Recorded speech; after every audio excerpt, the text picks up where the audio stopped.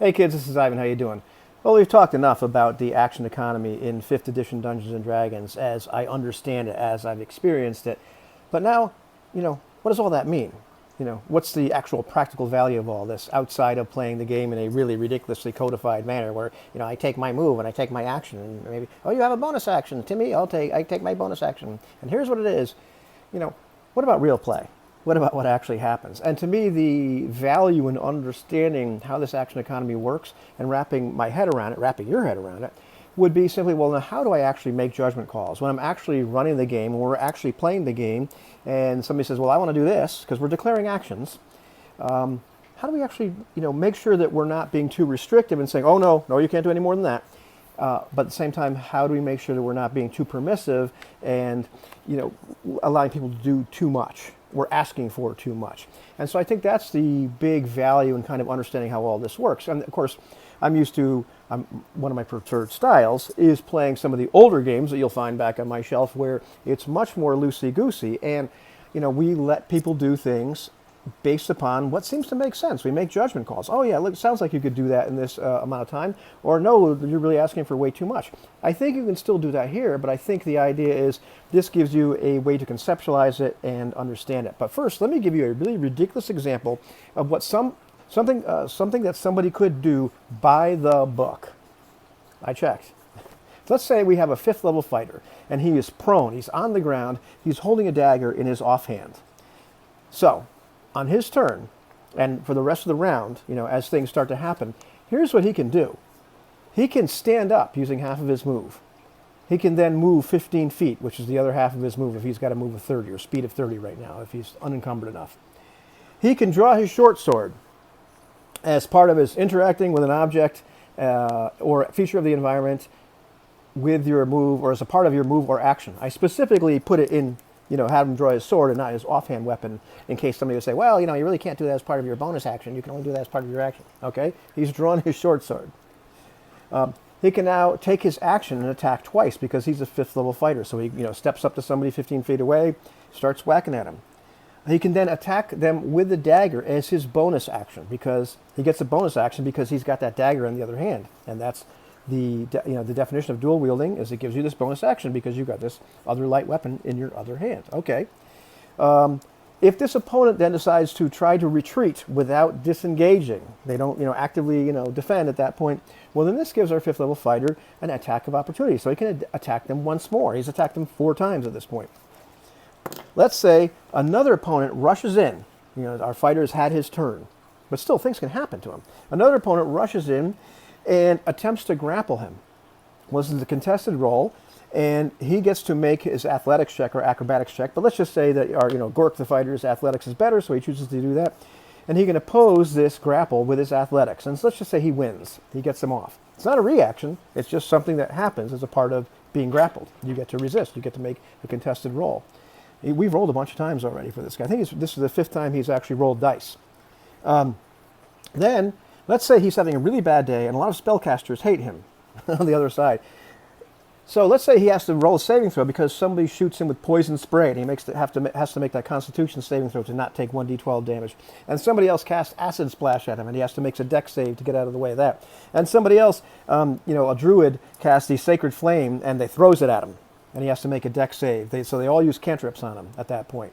Well, he's saved for 3 different spell effects, and jumping out of the way this way, and jumping out of the way that way, and whatnot. He's done 11 different things. Stood up, move 15 feet. He's drawn his short sword as a part, interacting with an object. He's attacked twice. Twice. He's attacked then with a dagger as his bonus action. His opponent has retreated without disengaging, so he's got his attack of opportunity. He's fought off the grapple.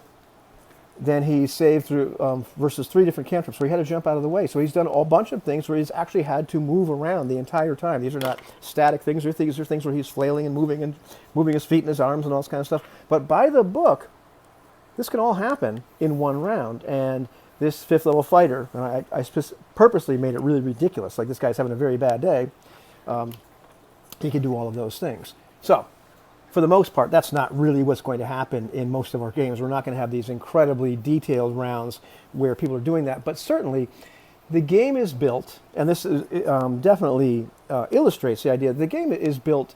It's not built to be, simulationist, so to speak, in nature.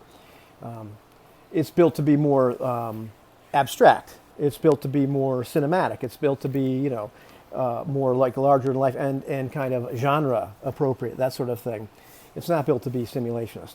So it's not built to be exactly, this always corresponds to that. That's what I'm trying to get at here. You're not explaining it very well. You get the idea. So now, as people are, declaring action, sometimes we have to make these judgment calls and how do we fit them in this, action, bonus action, reaction economy? Well, for the most part, we know you can take your action. We know you can take your move. A lot of things have been washed into the move, like things like standing up. Well, that's going to take half your move. Or if you're going across difficult terrain, then it's going to cost, you double your move or double your speed to get across something like that. Let me give you some real world examples. Two things that just happened. One in a game that I was not running, and one in a game that I was running. And how the judgment calls we made, not really looking at this system, but just making these judgment calls and then going back and kind of deconstructing them and saying, well, how does this fit in the action economy? Did we do the right thing here? So the first one I talked about just the other day, we're playing in the Lost Mine of Phandelver, and then there's this room there where there's this cistern which is about 10 feet wide. And literally, my character's on one side of it, the ruffian is on the other side of it. He jumps in and swims across. He's got to move a speed of 30. So it takes him, he swims at 10 feet, so it costs him 20 feet of his move. There's really we could say maybe he uses another 2 feet of his move, so let's just be ridiculous and say he had to move 5 feet both ways. So he's got 10 feet to actually move. Now he's also jumped in, which we, really just didn't decide was worth very much as part of his move at that point. But then he lifted himself out. Because he had to lift himself out of the cistern, Aloy, who was running the game, said, I'm really not sure what I should do. These guys have multi-attack. You know what? I'm just going to let him attack you once. He's going to attack you, but just once. So, at this point, what he did was there's no real rule for that. What do you do? How do you take one of somebody's attacks away? Because he's got attack action. You can't really cleave it in two and say, well, he's going to lose half of his action at that point. But he was attacking. He was attacking twice, and so he made a judgment call. That's a little bit too difficult. Well, how do we represent that in game terms? Because I think he did the right thing. I would have done the same thing. I don't think that anything was wrong. Well, what do we call that at that point? Do we call him lifting himself out of this cistern as part of his move as well? Did he maybe move too much? Or, in my line of thinking, I might say, you know what? We'll take one of those attacks and we'll turn it into a bonus action. Now, there's really very little precedence for doing this, except for, I believe it's the Battle Master has one of those moves where he can kind of feint and create an opportunity for somebody else. He takes one of his attacks from his attack action. He does this instead. He doesn't cause any damage. But what that does is he uses a bonus action to do that. He's really good at that, which is kind of why that's a bonus action. I don't know if you could say 100% this is entirely kosher, but to me, it fits in the action economy. It fits within the spirit of the action economy because it's something that was kind of happening right there. And I'll get to why I think that in a minute via my next example. Or actually no, not before that. Via one of the really weird things. Most bonus actions that you'll find in the game, the justification for them, they don't come out right out and say this, is for the most part, this person has this ability. The rogue and the monk, get to disengage as a bonus action rather than as an action because they're really good at this. A lot of spellcasters get to do things because they're really good at this thing, or whatever it happens to be. There's a bunch of things where that a normal person can do, such and such as an action, but our rogue or a monk or whomever who has this special ability or taking this feat, whatever, they can do this as a bonus action. They're very, very good at this thing, except one thing, and something that's going to get done very, very commonly. And that is dual wielding, what our guy was doing before. Why does he get a bonus action by having a weapon in his offhand? Because he has a weapon in his offhand.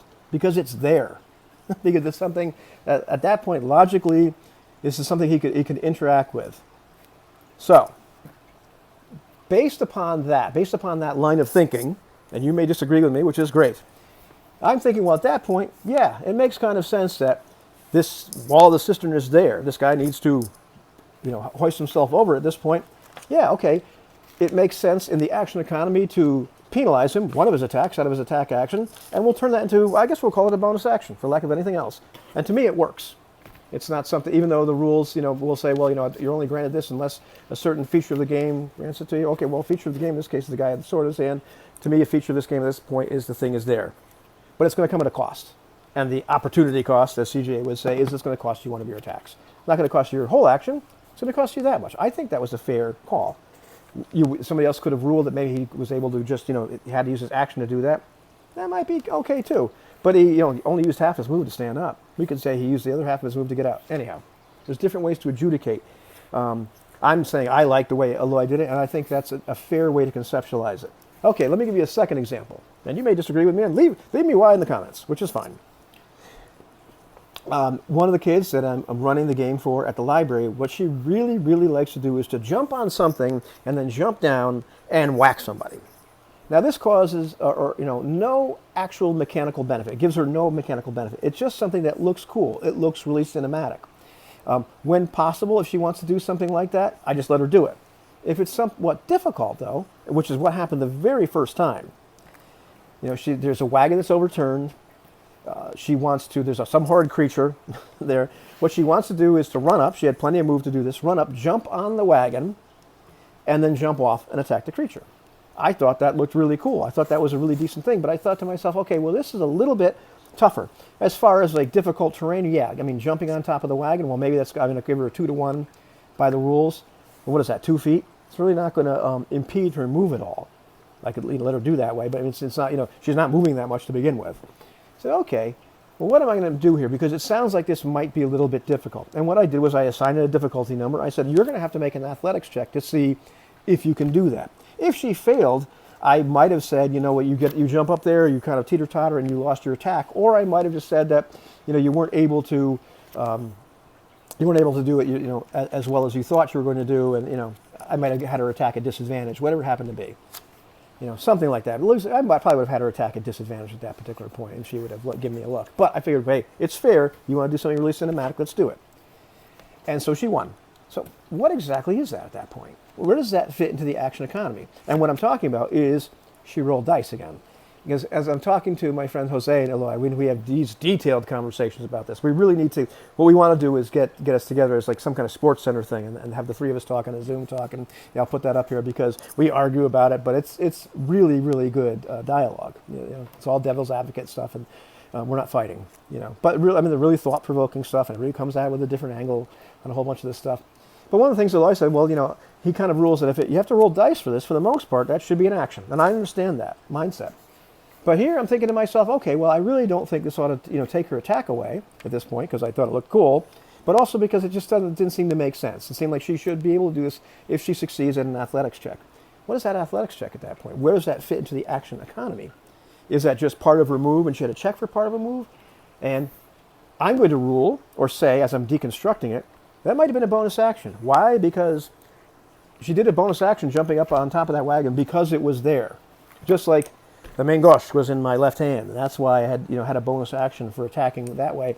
She got a bonus action there because it's there. It's something she's trying to do. It's part of her move, but okay, we'll make this a bonus action because it happens. Is there any really benefit for having that bonus action? No, of course not. In fact, it's to her detriment to have this bonus action at that point. But if she makes the athletics rule, it looks cool. If she doesn't make the athletics rule, well, she actually suffers the consequences. She doesn't do any extra damage or anything. So that's one of those ways, for me at least, I can use the system, use the framework of this action economy to kind of give me some boundaries, to give me some guidance. Am I being too restrictive? Is there some way to allow somebody to do something that they want to do? Which in this case, she's saying, can I jump up on this wagon first before I attack this? The bandit, the ruffian, is saying to Eloy, the dungeon master, through God knows what kind of telepathy, can I lift myself out of the cistern and still attack? And in both cases, we're saying, yes, but I guess it's going to cost you a bonus action, and it's going to cost you something here, Eloy wasn't saying that. He would conceptualize this differently, which is fine, but you get the point. There's a way that the system will allow for this that I believe is fair and is in the spirit of the action economy. And also I can use this and say, am I being too liberal? Have they run out of potential things that they can do? You can look once again and find it. But, be careful. I'm not saying to err on the side of being liberal, although it is Dungeons and Dragons. It is definitely abstract. It is definitely not it's not the most realistic thing by any, stretch of the imagination. But there's a point, where you have to put use the boundaries, use the bumpers there. But you look at that example I had with our 5th level fighters, a whole bunch of things that happened there. Only a few things were volitional actions. His move, standing up, his attacks, his second attack. The other ones were, his reaction was a reaction. It wasn't a premeditated action. Everything else wasn't a premeditated action. They're not really reactions, but they are reactions to what's going on, via saves or fighting off those grappling. So, at the end of the day, this is something that I think it's useful to understand this action economy just so you can wrap your head around it. At the end of the day, am I making rulings? Do I believe I'll make rulings a heck of a lot different than I would if I was playing Astonishing Swordsman and Sorcerers of Hyperborea, or BX, or Lamentations of the Flame Princess, or Basic Fantasy Role-Playing Game, or BX Essentials? No, I don't think so. But it is giving me a little more guidance in those games, and it's giving me a way to kind of just say, conceptualize. Am I giving too much, too little? And if I can make it fit, then I'm happy with it. Take it easy, kids.